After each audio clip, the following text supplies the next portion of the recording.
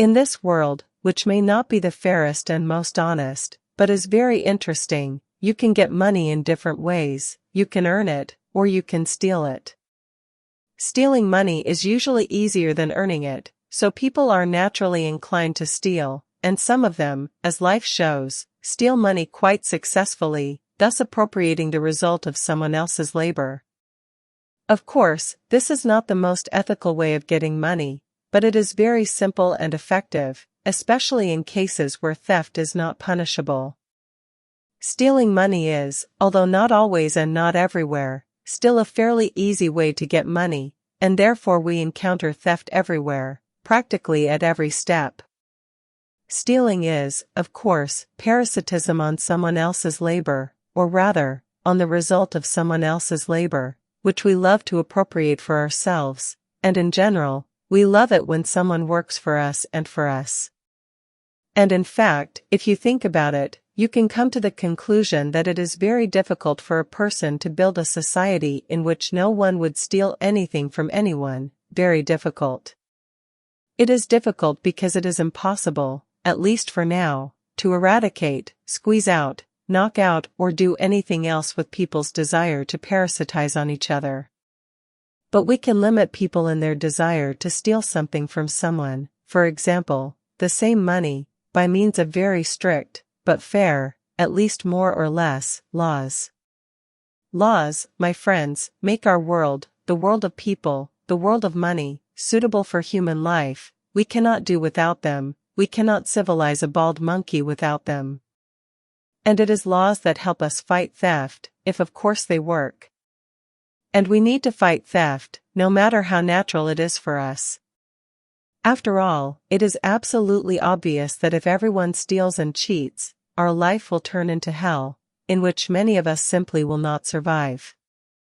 Today, our ideas about theft, and we all look at this type of activity differently, are mostly incorrect. The reason for this is our one-sided view of life and selfish approach to each specific situation related to theft. Yes, of course, stealing is bad, it should be punished, as Gleb Zegloff said, a thief should be in prison. The only problem we have, my most honest readers, is that if we, in one way or another, put all thieves without exception in prison, all of them, both small and large, then there will be almost no one left around us. And those who remain, with them, as they say, you won't go far. Besides, these simple and weak people, and therefore very honest, will discover a surprising situation for themselves. They will understand that no one is stopping them from stealing. And I assure you, they will start doing it, they will start stealing. You know, it's like starting to destroy all the bastards, all the villains and scoundrels, which will ultimately lead you to the point where you'll be left all alone in this world, and having thought about yourself carefully, you'll understand that you're the very last bastard on earth who also needs to be destroyed, and if you're honest with yourself, you'll destroy yourself. You know, I'm not a fan of anime, but I remember that some people close to me once drew my attention to a film/cartoon, in the anime genre, of course, called Death Note, which was about how one student wanted to rid the world of all the bastards and scoundrels. I don't remember how it ended, but I remember that it was impossible to do.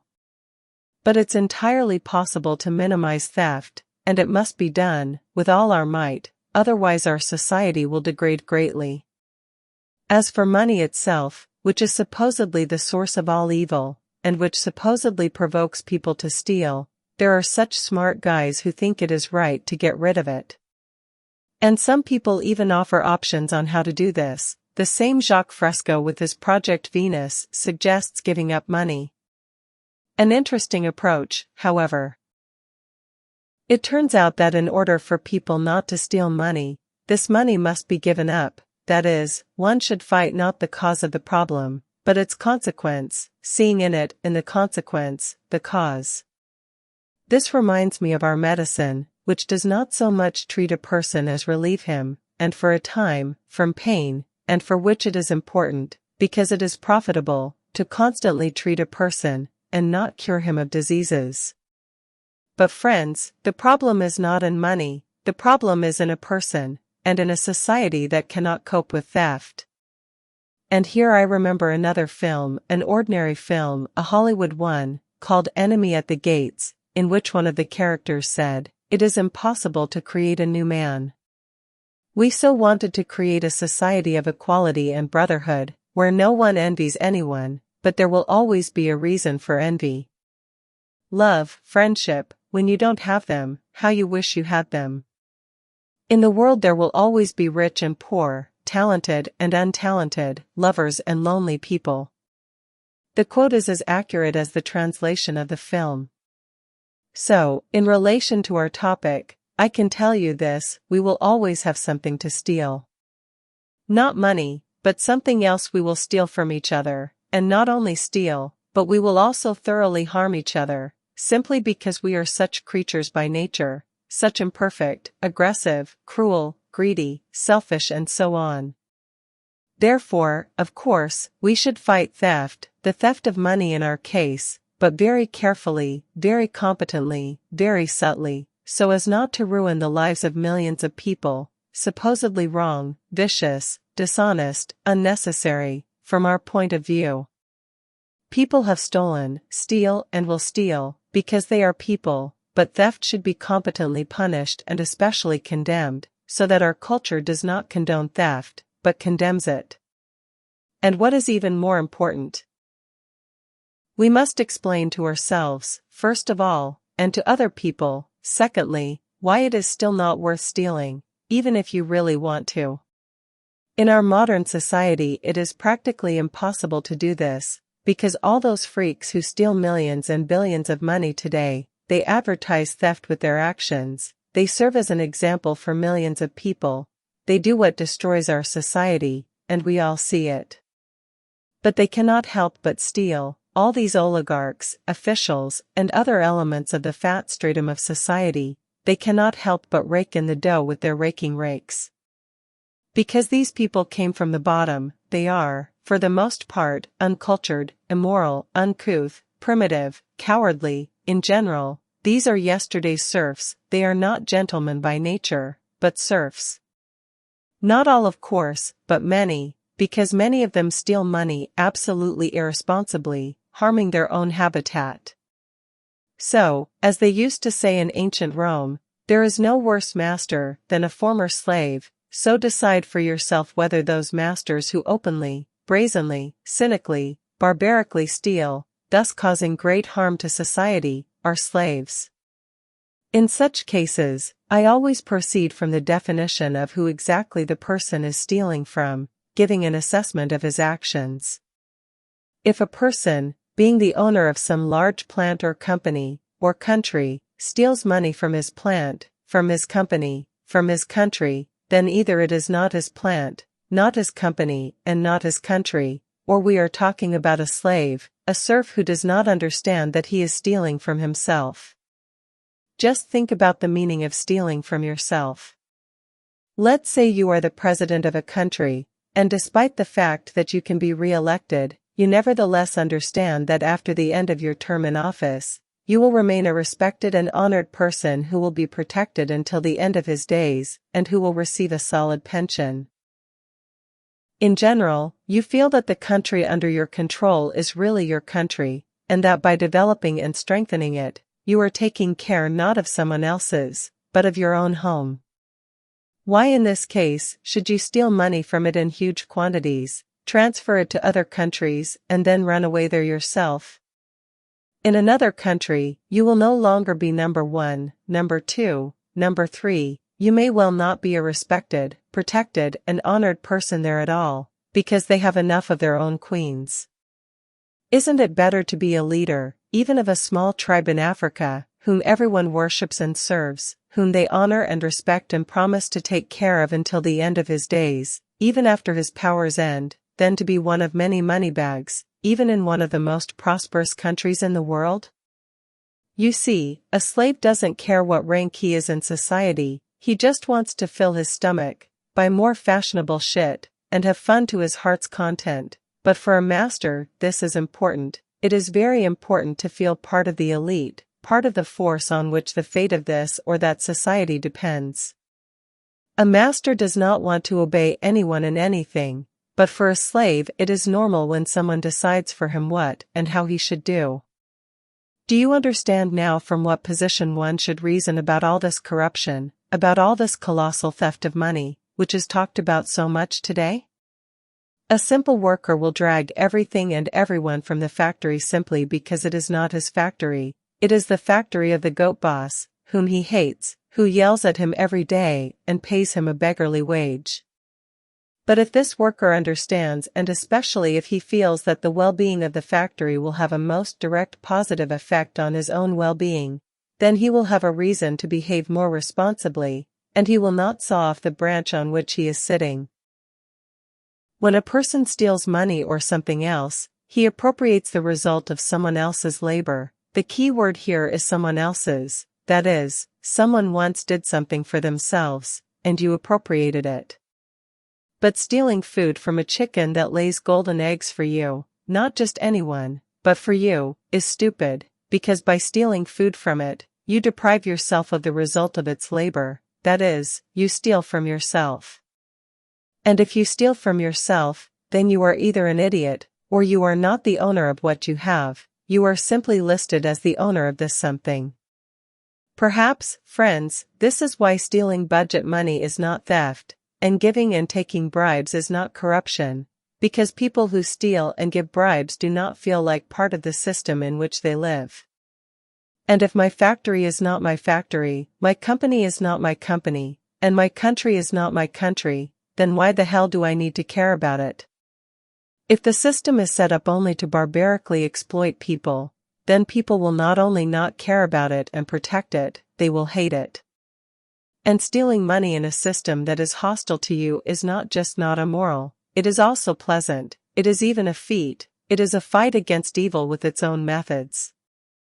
Therefore, I believe that any evil must be fought within the entire system, which itself, with its own laws, grows poisonous weeds, and not try to get rid of this or that problem by pulling out individual weeds that have grown in rotten soil. However, those who feed on rotten soil know all this very well and do not want to change anything. Stealing money in our world has become prestigious, it is already the norm, not an aberration, and any condemnation of theft is nothing more than a limitation of other people in their desire to live like everyone else. The working man has been trampled into the dirt, mixed with shit. The working man is despised, humiliated, degraded. The honest working man is a man invented by another system and for another life, not the system under which we live today and not for our current life. And this man is humiliated and destroyed today. It is difficult to be honest, and it is impossible to be absolutely honest. Only workers are destroyed today, not physically, although this often happens, but morally, because our society does not need working people, it needs slaves working at the limit of their capabilities. You see, you can steal money as long as there is someone who creates something valuable for this money, because money itself has no value. And in order to buy something with the money you stole, someone needs to create this something.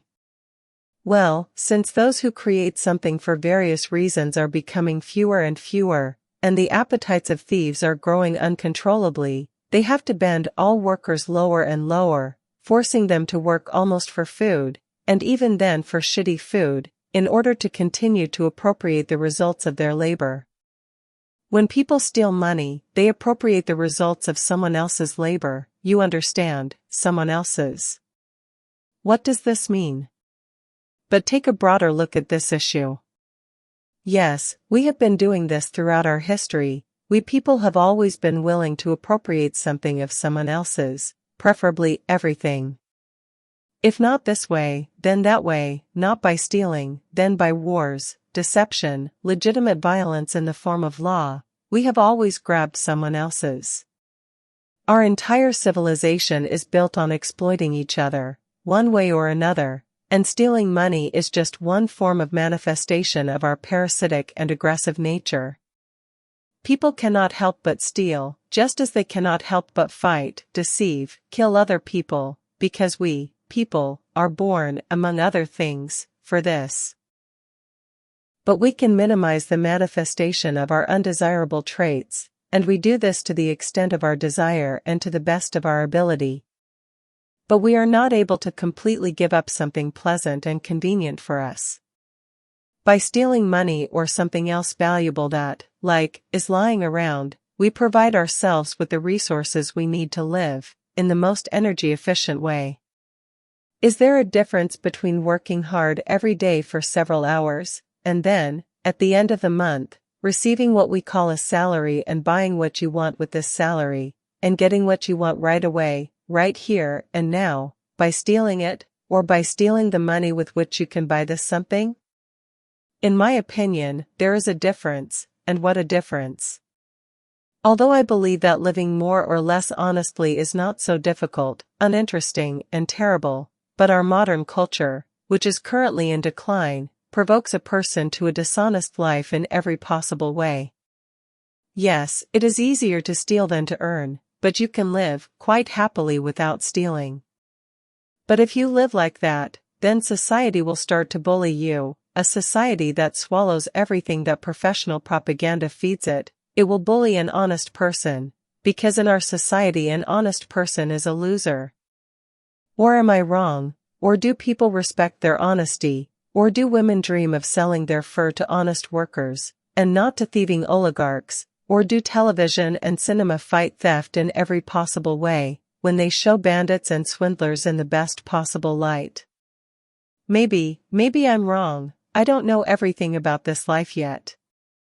But it's okay, no matter what happens in our lives, the most fundamental law of the universe, the law of compensation, will bring order to it. According to this law, any negative phenomenon in our universe automatically becomes positive. That is, everything that happens in our world, ultimately, serves for the good. In such cases, people say, whatever God gives, everything is for the best.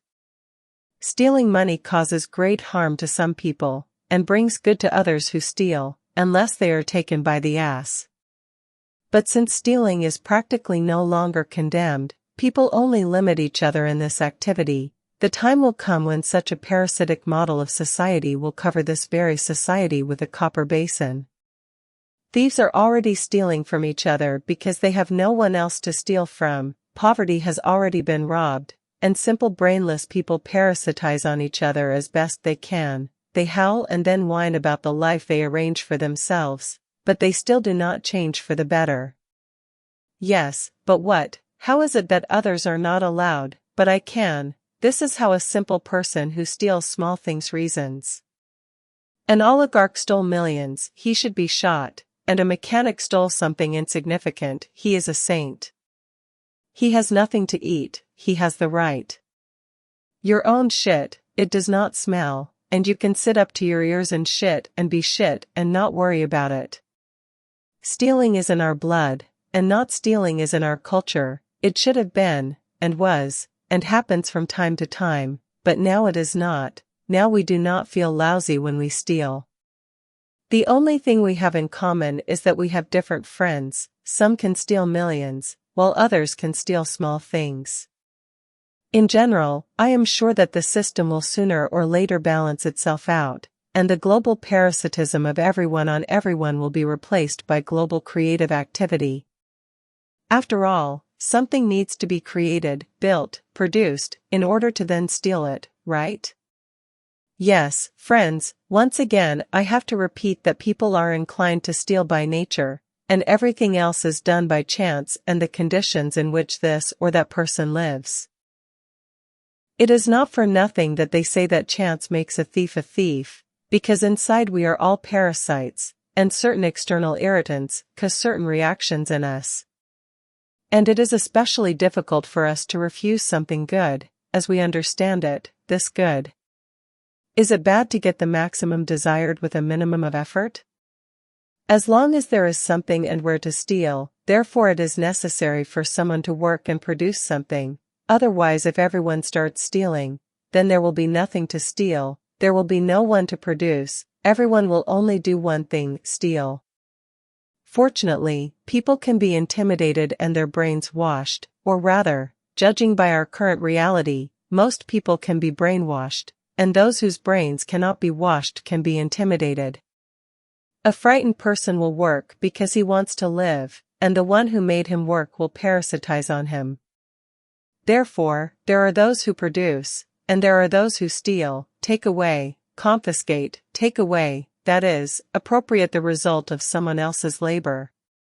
Let's say they raise your property tax, and you respect the law because you are afraid of it, afraid of the consequences of not complying with it, will pay this tax. And there is no need to climb into your window and look for money in your house to steal it, you yourself will bring it, like a good boy, bring it where they tell you, and when they tell you, and how much they tell you. And you will work for pennies, allowing yourself to be used as a slave, and you will do nothing. After all, you don't know what can be done in such a case, right? And you are afraid to object, afraid to show your disagreement with something, afraid to rebel. This is how we live, in a world of civilized and seemingly legal theft, and those who are put in prison for one reason or another steal inappropriately, not according to the rules. The world of people without illusions looks much simpler than with illusions. As for thieves, there are different types of thieves, and they steal in different ways. But the point of their activity is to parasitize on other people, using strength, cunning, dexterity, and other strong qualities that distinguish strong people from weak ones, who lack the spirit and intelligence not only to steal competently, but also to resist theft. In general, thieves live better than ordinary workers, especially thieves in law, who take by rank and title. Stole, drank, to prison. Stole, drank, to prison. Romance. Yes, romance, only real thieves, who can hardly be called thieves, because they do not steal, and they confiscate everything they want to confiscate. You cannot put them in prison. They themselves will put anyone they want in prison, crush, strangle, trample. And such thieves do not need to run from the cops, and do not need to justify themselves in court, and do not need to be embarrassed to look people in the eye. You just need to be among those who are allowed to steal, or rather, to take whatever you want. Given this order of things in our society, and this is how all people live, anywhere in the world, it is obvious that not everyone should be allowed to steal, but only a select few. Not everyone should be allowed to sow chaos in society, otherwise society will be finished, and many of us do not want this. Yes, we need to ridicule and condemn theft, otherwise we will really breed only bandits and thieves and sluts and prostitutes groveling under them. But in fairness it should be said that if something cannot be done, that it harms society, then, if not all, then the overwhelming majority of people should not do it. And then the corrupt, or if not corrupt, then intimidated courts, put some thieves, usually small ones, in jail, and let others go free, thereby indulging in theft on an especially large scale. And it is precisely these very scales, especially large ones, that cause the greatest harm to our society. In any society there will always be such people. These are usually those who keep this society under control, and less often those who have settled high in this society and are well settled, who will be allowed to do almost everything, including stealing immoderately.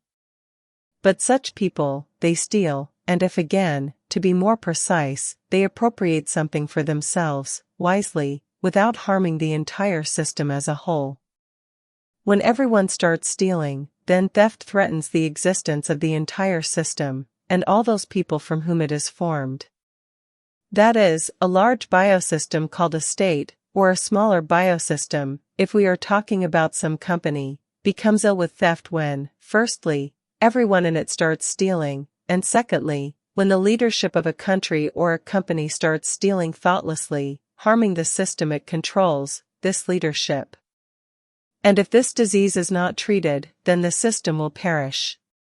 So, no matter how you look at it, a thief should be in prison. Well, while it is mostly petty thieves who sit in prison, while big thieves masterfully manage the economy, leading it into economic crises with enviable regularity, ordinary people have no choice but to follow the example of their superiors. True, not all superiors do nothing but steal. There are still creative people among them who work on the development of both the world economy and the development of the economy in a particular country, and they work quite actively. It would be wrong and unfair to assert, pounding oneself in the chest with a fist, that the authorities do nothing else but steal. This is not so, this is not true. They do, of course, not all of them. Some people in power still prefer to steal rather than work. But I, nevertheless, given my knowledge of man and all his vices, in spite of everything, believe that the authorities work more than they steal money from the people. Otherwise, you and I, simple workers, moderately honest, would have all died out long ago, because we are not capable of taking care of ourselves. We are not capable of organizing ourselves. Can people in power work better and not set bad examples for the lower classes? Of course they can, and we can all work harder and be better, if it comes down to it. But they, up there, are people too, and they, just like us, do not want to make too much effort to make their life, and especially ours, better. So you shouldn't expect miracles from them, and even more so, you shouldn't expect crystal honesty from them. And you shouldn't expect any honesty at all. In addition to all of the above, I would also like to draw your attention to the fact that money stolen by someone, it also disappears, but is put to use, it is spent on something by the thief who stole it, and, therefore, is earned by someone. Therefore, from the point of view of the system, in which some people steal money from other people, nothing terrible happens if this money remains in the system. Therefore, for the system, stealing money is far from always something bad, because the system does not care which of its components, that is, people, has the money necessary for the economy, as long as this money works, and as long as society is stable. For example, if Petya stole money from Vasya, and then went to the store and bought bread there with this money, then the bread seller does not really care who exactly bought the bread from him, Petya or Vasya. It doesn't matter to him who earned this money, and how it was earned, and whether it was earned at all, or it was simply stolen. The seller doesn't care about all this. The main thing for him is to receive this money as payment for his work, which he will then also exchange for the work of other people, or rather, for the result of their work. So the evil contained in theft is often evil only for those people from whom something was stolen, but not for everyone. Another thing is that thieves do not produce anything, but only appropriate other people's resources, but they stimulate those who were robbed to work, because if you are deprived of your money, one way or another, then you must get it from somewhere, somehow earn it in order to survive. And many of us do not know how to steal and do not want to, because we are afraid or consider it an unacceptable occupation for ourselves, so such people, and I am among them, are forced to work for money. Thus, the parasitism of some people in the system is compensated by the hard work of others, and the system lives. The system has everything. The system has busy people and those who stimulate them to work. So do not be so naive that stealing money or something else is such a social evil, as many of us consider it. It is simply evil for us, because it is often from us, people with great opportunities, who steal, and therefore we have to work hard to compensate for what was stolen from us. And in general, thieves can be very useful elements for the system. In general, we need to look at this issue more broadly. If you ask me how to steal money, how to learn this business in order to take care of yourself in this dishonest world of money, then I will tell you honestly, I do not know. I myself have never really stolen anything from anyone. No, of course, I had a time when I worked for an outright goat, who, as soon as I got a job with him, immediately wrote me down as a thief, and so I had to teach this bastard a little lesson by using his business not only for his, but also for my own enrichment. But to say that I have directly stolen something terrible, and know how to do it, I, my friends, cannot, because I do not have such skills. and to be honest, the desire to steal either. Since childhood, I am inclined to creation, and not to destruction and parasitism, so I cannot teach you how to steal. Although maybe, over time, at least in theory, I will study this issue in more detail, and write an article on this topic. This is how people are deceived, I know, but how millions and billions are stolen, I do not know. Therefore, for now, rather, our valiant oligarchs, who have stolen everything and everyone, can become good teachers for you, from whom you can learn to appropriate the results of someone else's work, and not me. Study their biographies, books, if they have them, study their activities, their way of thinking, and then it is quite possible that you will learn from them the ability to rob people in the same way they do it. Although, perhaps, they do not do this according to the law, so this is just my personal opinion about them. And my advice is simple, like myself, I advise you to live, if not honestly, because honestly living in our world is becoming more and more difficult every day, then at least humanely, intelligently, so as not to sow chaos and destruction around you, which will have a detrimental effect, including on you. Develop creativity, learn to be useful and interesting to other people, so that they pay you money for your goods and services, build, develop, improve, and you will not be left without money. And let those steal who cannot think of anything smarter, who want to live by the laws of the wolves, and who do not mind being eaten someday by another wolf or shark.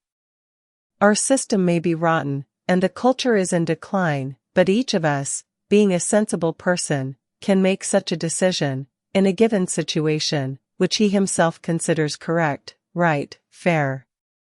You, my dear readers, and no one else, are responsible for your decisions.